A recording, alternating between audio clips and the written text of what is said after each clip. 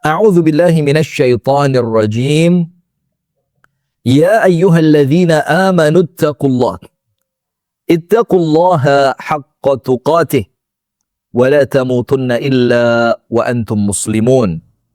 Allahumma anta rabbi la ilaha illa anta khalaqtani wa ana 'abduka wa ana 'ala 'ahdika wa wa'dika mastata'tu. A'udzu bika min syarri ma sana'tu. Abu'u laka bi ni'matika 'alayya wa abu'u bi dhanbi faghfirli. Fa innahu la yaghfiru adh-dhunuba illa anta. Allahumma inna nas'aluka 'ilman nafi'a wa rizqan tayyiba wa 'amalan mutaqabbala. Amin ya rabbal alamin. A'udzu billahi minasy syaithanir rajim. Ya ayyuhalladzina amanu ittaqullaha haqqa tuqatih wa la tamutunna illa wa antum muslimun. Jamaah sekalian, serial yang ke-15 dari series kita dengan judul besar Love and Tears, Cinta dan Air Mata. Insyaallah kita di pagi hari ini akan membahas tentang ketika Allah menjadi tujuan. Tapi sebelumnya kita bersyukur kepada Allah atas nikmat-nikmat yang Allah karuniakan. Allah memberikan kepada kita kekuatan sampai kita mencapai di hari ini, hari yang ke-15 di bulan Ramadan. Artinya, semakin kita mendekati 10 hari yang terakhir, mendekati madunya bulan Ramadan, mendekati hidangan utama di bulan Ramadan, semakin semangat, semakin kuat, semakin istiqomah, semakin berambisi tinggi untuk semakin melakukan ketaatan semakin hebat. Karena apa? Kita akan mengejar datangnya Lailatul Qadar. Kita berdoa kepada Allah, semoga apa yang telah kita lakukan di 15 hari yang pertama oleh Allah diterima, ibadahnya diterima, doa-doanya diijabah, dosa-dosanya diampuni. Dan apa yang akan kita lewati pada 15 hari yang berikutnya, kita berdoa kepada Allah, semoga Allah berikan kepada kita istiqamah, Allah berikan kepada kita kekuatan, pertolongan, Allah berikan kepada kita taufik dan hidayahnya. Amin ya rabbal alamin. Baik, hadirin sekalian, kita lanjutkan pembahasan kita yaitu tentang ketika Allah menjadi tujuan. Saya awali dengan satu kisah yang tentu sebagian di antara jamaah saya yakin sudah pernah mendengarkan kisah ini. Yaitu kisah yang terinspirasi dari satu ayat Al-Quran. Yaitu pada surah Ali Imran ayat yang ke-92. Sekarang pemirsa TikTok, pemirsa YouTube, pemirsa Instagram, pemirsa Facebook yang semoga semuanya dirahmati oleh Allah, silakan perlahan diambil mushaf Al-Qur'annya, dibuka pada surah Ali Imran ayat yang ke-92. Ayat ini berbunyi, pemirsa yang dirahmati oleh Allah, dan pada akhirnya akan ketemu ketika Allah menjadi tujuan. Jadi dunia ini cuma jembatan saja. Setiap orang yang lahir di dunia ini akan datang kepada Allah dan menjadikan dunia ini jembatan untuk menuju surga atau jembatan untuk menuju neraka. Na'udzubillah min syarri dzalik. Kita baca ayatnya. A'udzu billahi minasy syaithanir rajim. لن تنالوا البر حتى تنفقوا مما تحبون وما تنفقوا من شيء فإن الله به عليم. Ini ayat Keren luar biasa. Yang artinya begini. Lan tanalul birra. Kalian sekali-kali tidak akan mencapai kebaikan yang sempurna. Artinya tidak akan menggapai kebaikan yang sempurna. Sampai kapan? Sampai kalian hatta tunfiqu mimma tuhibbun. Sampai kalian mampu, sampai kalian berani, sampai kalian bisa menyedekahkan sebagian dari sesuatu yang paling kalian cintai. Kemudian Allah tidak membiarkan kita sekedar memberikan sebagian apa yang kita cintai. Tidak. Tapi Allah di akhir ayat ini memberikan janji. Yang menjadikan kita bukan cuma disuruh, tapi kita oleh Allah dikuatkan. Kerennya di situ. Jadi Allah nggak hanya nyuruh-nyuruh saja. Tapi kemudian Allah memberikan reward. Balasan. Tapi saat ini, balasan itu masih berupa janji. Karena Allah ingin melihat siapa yang mengimani ayat ini dan siapa yang menjadikan ayat ini hanya bahan bacaan saja. Apa janji Allah pada akhir ayat ini? Allah Ta'ala berfirman, وَمَا تُنْفِقُوا مِنْ شَيْءٍ.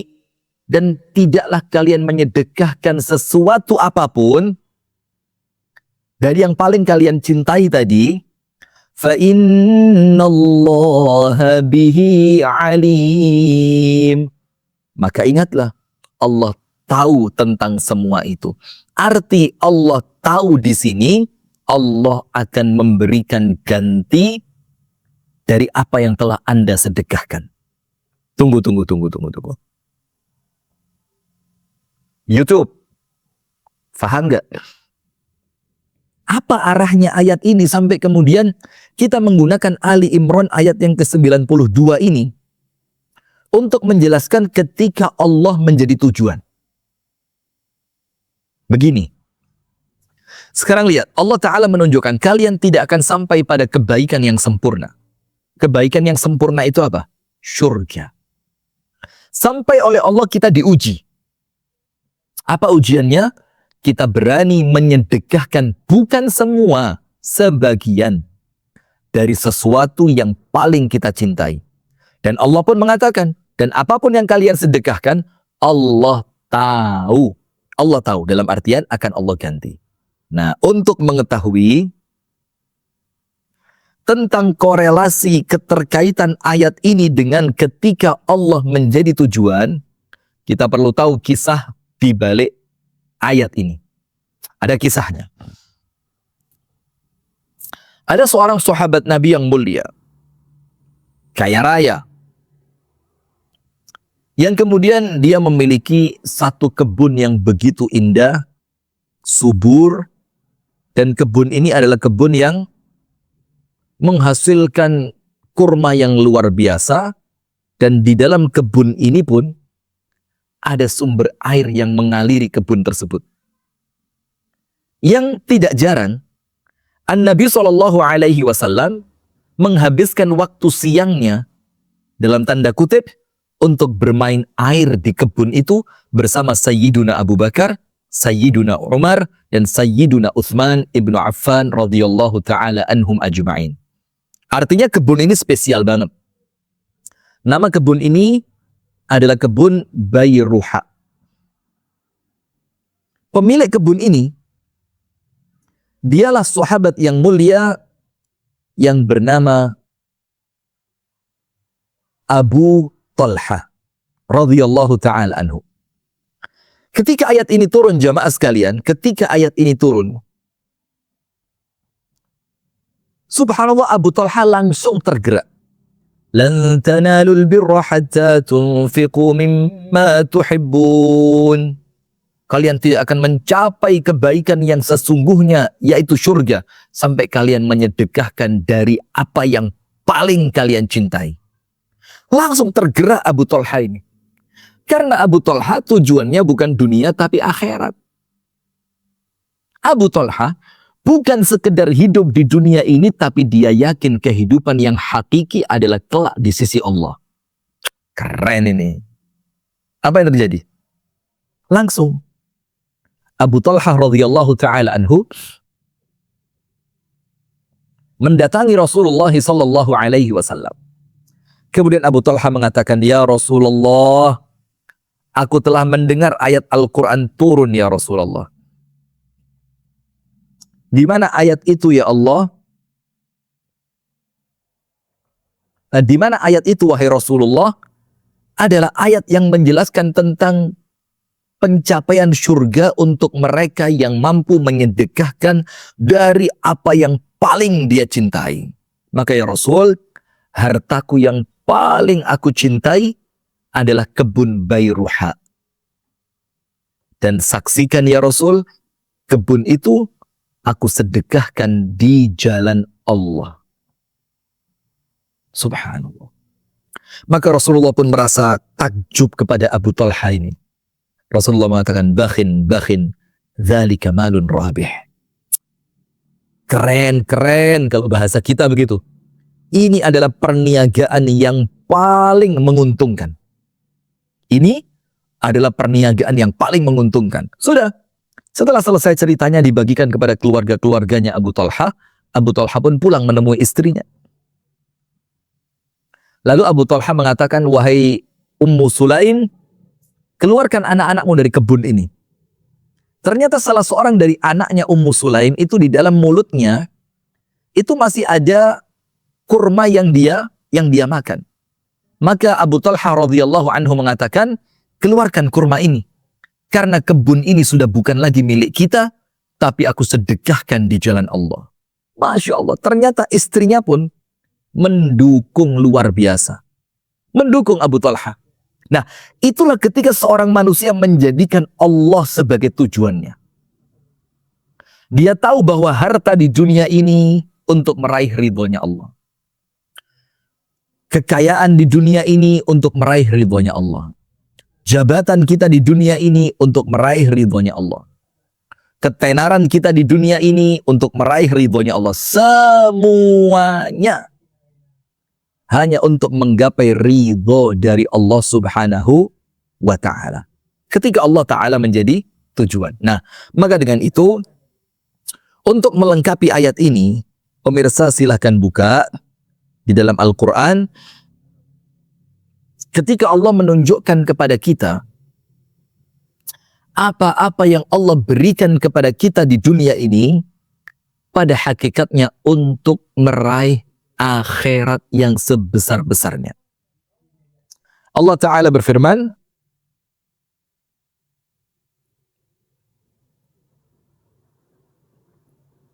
di dalam surah Al-Qasas di ayat yang ke-77. Anda buka surah Al-Qasas ayat yang ke-77. Kita baca ayatnya. Jadi kita akan berbicara ketika Allah Ta'ala menjadi tujuan. Apa yang dimaksud di sini? Sudah dunia ini wali endonyo itu harus menjadikan kita semakin dekat kepada Allah.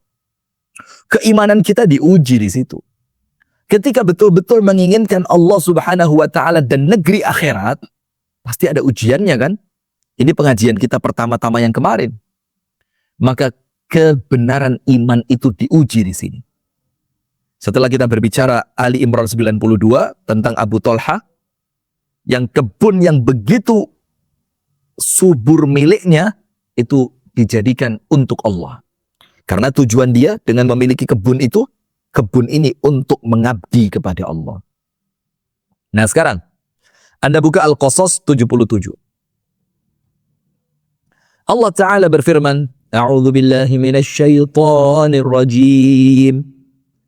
وابتغ فيما آتاك الله الدار الآخرة ولا تنس نصيبك من الدنيا وأحسن كما أحسن الله إليك ولا تبغ الفساد في الأرض إن الله لا يحب المفسدين.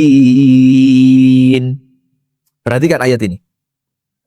Ini perintah dari Allah untuk kita menjadikan segalanya tujuan akhirnya adalah Allah. Ketika Allah menjadi tujuan. Arti ayat ini begini. Dan carilah dengan apa-apa yang Allah berikan kepadamu kehidupan akhirat.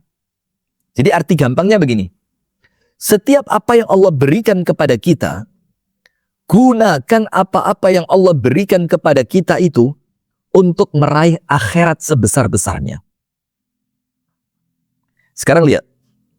Potensi yang Allah beri, Allah perintahkan kita gunakan potensi itu untuk meraih kehidupan akhirat. Allah tujuan kita. Sekarang begini.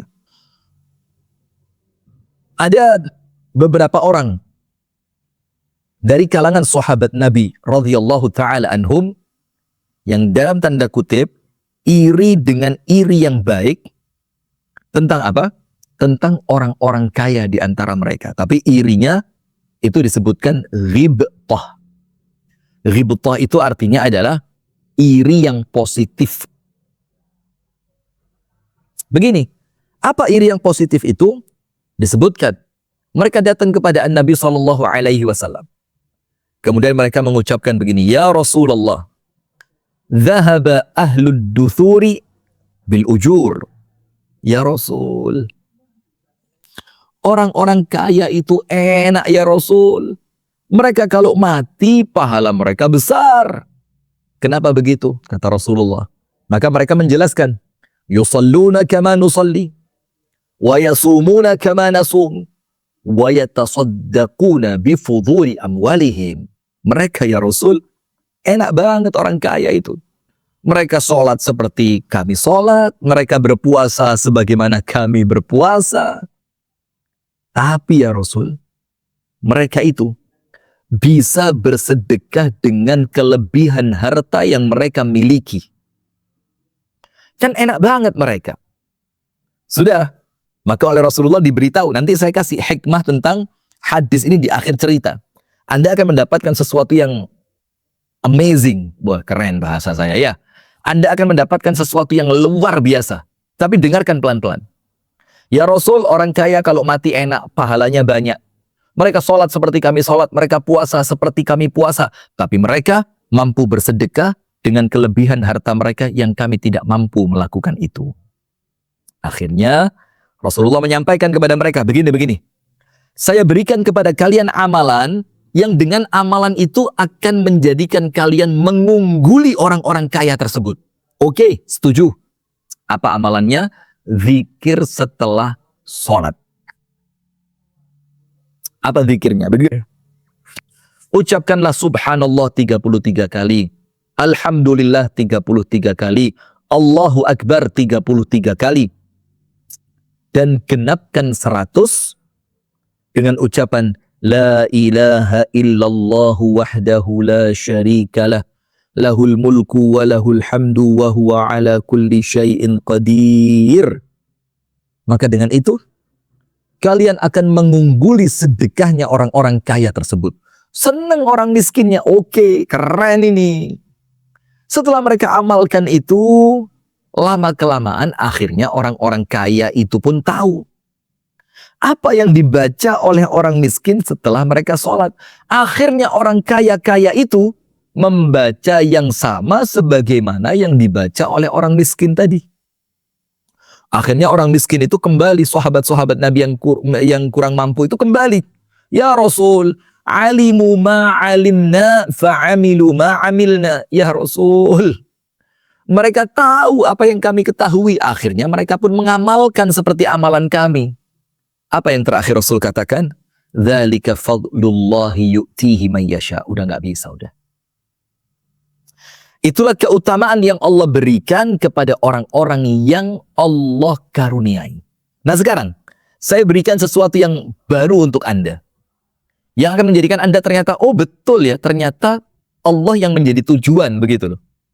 Nah, begini. Dari hadis ini pemirsa yang dirahmati oleh Allah, ada beberapa penjelasan yang kerennya luar biasa. Masya Allah, tabarakallah. Apa penjelasan itu? Tunggu dulu. Begini pemirsa. Kembali di hari yang ke-15 ini, tidak bosan-bosannya kami mengajak kepada jamaah sekalian untuk turut andil dalam program-program kebaikan yang telah kita susun bersama, yang akan kita jalankan dan eksekusi selama bulan Ramadan ini. Program itu luar biasa. Yang pertama, Iftarus Shaim, memberikan makan buka puasa. Dan tempat-tempat yang kita pilih, orang-orang yang kita beri buka puasa kepada mereka, bukan orang-orang kota, bukan orang-orang kaya, bukan orang-orang yang terbiasa makan enak. Tapi yang kita pilih adalah mereka-mereka yang yang tinggal di pinggir-pinggiran, daerah-daerah pinggiran. Mereka-mereka yang tidak terbiasa makan dengan makanan yang lezat, itu yang kita pilih, dan kita akan cari tempat-tempat yang seperti itu. Sehingga uang buka puasa yang Anda berikan akan tepat sasaran. Kemudian ada juga program pembagian paket sembako, kemudian insentif kepada guru ngaji, dan program-program yang lain. Yang banyaknya luar biasa, yang saya yakin Anda pun sudah tahu. Nah, tim kami itu Masya Allah jemaah, capek mereka. Mereka jam 11 malam baru sampai rumah. Jam 6 pagi udah mulai mengemas sembako lagi, menyiapkan buka puasa lagi. Nanti mereka berangkat terlebih dahulu. Mereka cari tempat yang pas. Mereka izin kepada takmir masjidnya. Mereka cari guru-guru ngaji yang mengajar tanpa bayaran. Sementara Anda dan saya hanya butuh bersedekah saja. Tanpa perlu repot mencari tempat, tanpa perlu repot memasak, tanpa perlu repot menghidangkan, tanpa perlu repot mendatangi mereka. Tapi kita mendapatkan pahala yang sama. Bagaimana caranya? Itu Anda lihat itu. Di layar Anda ada QRIS. Biarin tetap QRIS, biarin tetap QRIS. Saya nggak mau kris. Di depan Anda di layar Instagram, Facebook, YouTube. Kalau yang di TikTok, silakan dibuka di bio. Nanti ada link, Anda klik di sana. Lalu Anda bisa bersedekah mulai di angka Rp10.000. Sampai kelipatannya yang tidak terhingga. Yang insya Allah dengan semua itu akan menjadikan kita berkongsi saham pahala. Di dalam kegiatan-kegiatan yang terus kita lakukan, dan laporannya Anda bisa update setiap harinya di medsos yang kita telah ketahui bersama, yaitu medsos kami, Rifki Ja'far Thalib Official dan yang lainnya. Baik, saya lanjutkan. Ustadz, apa hebatnya hadis tadi? Begini jamaah. Begini. Yang pertama,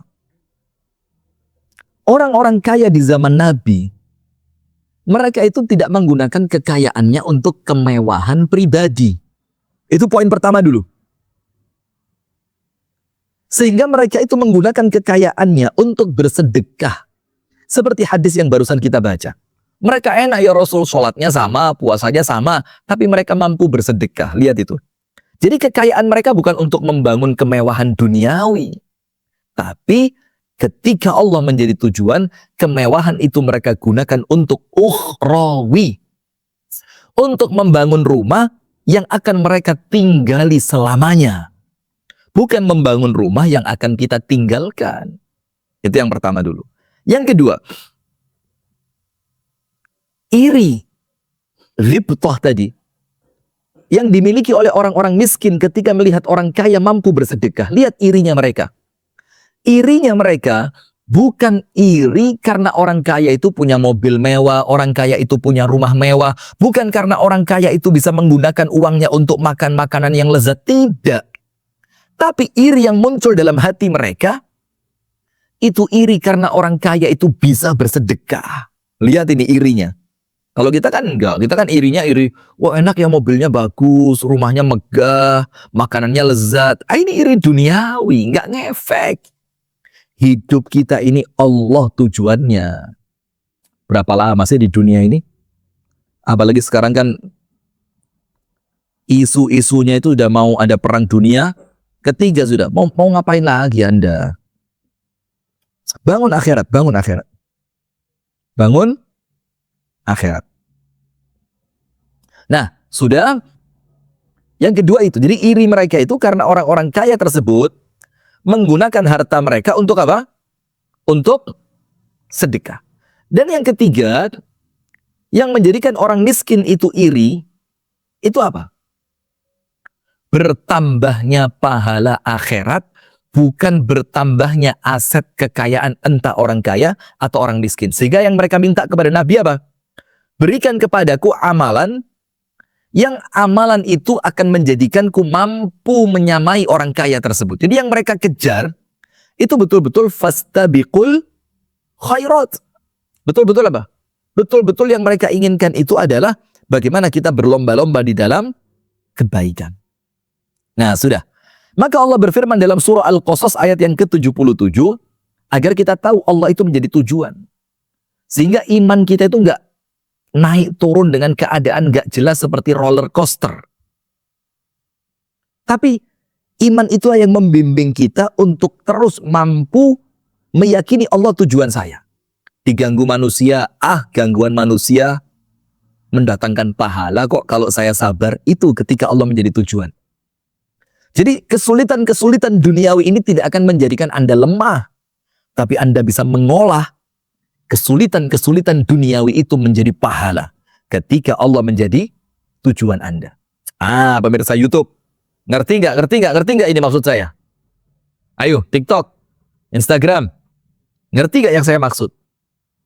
Jadi ketika Allah menjadi tujuan itu, apapun waliin dunia ini akan tetap mendatangkan kebaikan untuk Anda. Nah, sudah. Maka Allah mengajak kita untuk apa? Gunakan apa yang Allah berikan kepadamu untuk mencari akhirat sebanyak-banyaknya. Untuk mencari akhirat sebanyak-banyaknya. Tapi ingat, wala tansa nasibaka minad dunya. Dan janganlah engkau melupakan nasibmu dari kehidupan dunia. Maksudnya apa? Untuk dunia ini, sekedar jangan lupa. Karena tujuan kita pada hakikatnya bukan dunia, tapi Allah Subhanahu wa Ta'ala. Nah, sekarang saya berikan beberapa masukan agar kita agar kita ini bisa memahami apa sih maksudnya ketika Allah menjadi tujuan. Begini jemaah, orang yang hidup di dunia ini penuh dengan ketidakpastian. Ada susah, ada senang, ada tertawa, ada menangis, ada sulit, ada mudah, ada kaya, ada miskin, ada sakit, ada sehat. Itulah dunia ini. Tapi ketika Allah menjadi tujuan, apapun keadaan yang singgah di dalam kehidupan kita, maka tidak akan menggoyahkan iman kita. Karena kita tahu Allah adalah tujuan saya. Maka ayat yang paling sering kita fahami tentang itu apa? Qul inna salati wa nusuki wa mahyaya wa mamati lillahi rabbil alamin. Terus diingat ayat itu. Salatku, ibadahku, hidupku, matiku lillahi rabbil alamin. Dan aku adalah hamba Allah yang akan terus mengabdi kepada Allah. Nah, maka dengan itu ada dua tips agar senantiasa menjadikan kita ini senantiasa senantiasa sadar bahwa Allah adalah tujuan kita. Tips yang pertama, sadarlah bahwa kematian itu dekat. Kalau Anda sadar bahwa kematian itu dekat, maka Anda akan mulai mempersiapkan kehidupan yang berikutnya. Anda mulai akan mendekat kepada Allah dan Anda mulai tahu bahwa tujuan saya adalah Allah. Lalu apa yang Anda lakukan? Anda mulai pindahkan aset. Oh, tujuan saya Allah ya. Kayaknya sebentar lagi saya mati nih. Mulai tanah dipindah ke akhirat, rekening dipindah ke akhirat. Ya ada, simpenan-simpenan mulai dipindah ke akhirat. Itu karena apa? Karena Anda senantiasa memikirkan akhirat, Allah adalah tujuan Anda. Maka ada satu hadis di mana Rasulullah SAW bersabda, siapa sih orang yang cerdas itu? Dikatakan, al-kayyis man dana nafsahu wa amila lima ba'dal maut. Orang cerdas adalah orang yang senantiasa waspada. Orang yang senantiasa apa? Waspada. Waspada itu ya waspada dengan datangnya kematian, waspada ketika dia takut melanggar syariat, waspada concern untuk senantiasa taat kepada Allah. Dan kemudian orang cerdas itu sifat yang kedua, wa amila lima ba'dal maut. Dan dia senantiasa melakukan sesuatu untuk kehidupan setelah kematiannya. Jadi orang cerdas itu adalah orang yang setiap gerak-geriknya itu dilakukan untuk mempersiapkan hidup abadi setelah mati. Itu poin pertama. Biar kita senantiasa ngeh bahwa Allah adalah tujuan kita. Yang kedua, memahami hakikat dunia. Hakikat dunia itu apa? Sementara. Hakikat dunia itu apa? Fana. Hakikat dunia itu apa? Tidak abadi. Maka ketika Anda tahu dunia ini adalah fana, sementara, tidak abadi, maka dengan itu Anda akan tahu, oh kalau di dunia cuma sementara, kenapa saya tidak mempersiapkan diri untuk kehidupan yang asli, hakiki, untuk selamanya? Nah, pemahaman Anda tentang dunia ini menjadikan Anda ngerti, Allah adalah tujuan. Ketika Allah menjadi tujuan. Baik jamaah sekalian, kembali saya ingatkan untuk teman-teman bersama-sama dengan kami dan semuanya, tetap berkontribusi dalam kegiatan-kegiatan Ramadan agar kita bisa memanfaatkan Ramadan kali ini sebaik-baiknya. Karena boleh jadi entah usia kita yang terputus atau harta kita yang kemudian diambil oleh Allah atau kemauan itu yang tidak kita lagi miliki. Maka selama kita masih hidup, harta itu ada, kemauan masih Allah beri, ayo bismillah. Segera kita turut andil dalam kegiatan-kegiatan Ramadan kita. Baik jamaah sekalian, untuk kajian esok hari, insya Allah kita akan berbicara dengan tema pada hari yang ke-16. Kita akan berbicara tentang istiqomah adalah penjagaan. Jadi istiqomah itu apa? Penjagaan. Dan bukan sekedar perkara-perkara duniawi. Jadi kalau Anda istiqomah, maka istiqomah itu yang akan menjadi penjaga untuk hidup Anda dunia sampai akhirat, mulai hidup sampai mati. Barakallahu fikum. Itu yang dapat kami sampaikan pada kesempatan pagi hari ini. Semoga ada manfaatnya.